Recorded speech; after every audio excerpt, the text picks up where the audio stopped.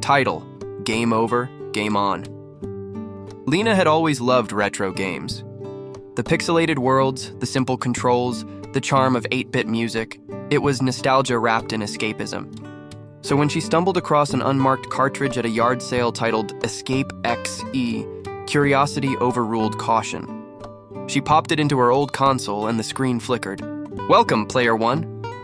A blinding white light burst from the screen. When Lena opened her eyes, she wasn't in her room anymore. Instead, she was in a pixelated forest, her hands blocky and stiff. The trees were repeating textures, the birds chirped in 8-bit bleeps.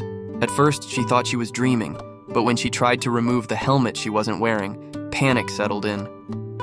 A chiptune voice echoed in the air. Complete the game to escape, fail and remain forever. The forest level was easy enough. Jump over pits, avoid snakes, collect glowing orbs. But as she advanced, the game world grew more menacing.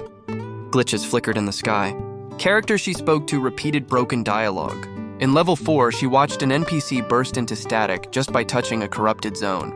By level 7, she was bruised and exhausted, her body responding as if injuries in-game were real.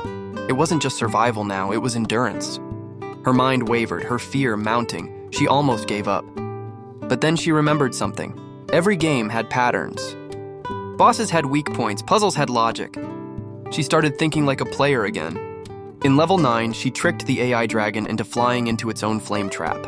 In level 10, she used an ancient save point glitch, common in the developer's earlier games, to bypass a maze that would have taken hours. Finally, at the last stage, she faced herself. A perfect mirror clone down to the frustration in her eyes. It mimicked her every move, every thought. To win, she did something the clone couldn't predict. She stopped fighting. "Go ahead," she whispered. "Finish me, you win." The clone froze, confused, and then shattered like glass. "Congratulations, Player One." Lena shot upright in her room, the cartridge still humming in the console. She pulled it out and flung it across the room. It cracked against the wall, smoking softly. Breathing hard, she looked down at her hand. There on her palm was a glowing pixel. It slowly faded, but not completely. She wasn't sure if the game was really over, and somehow, she wasn't sure she wanted it to be.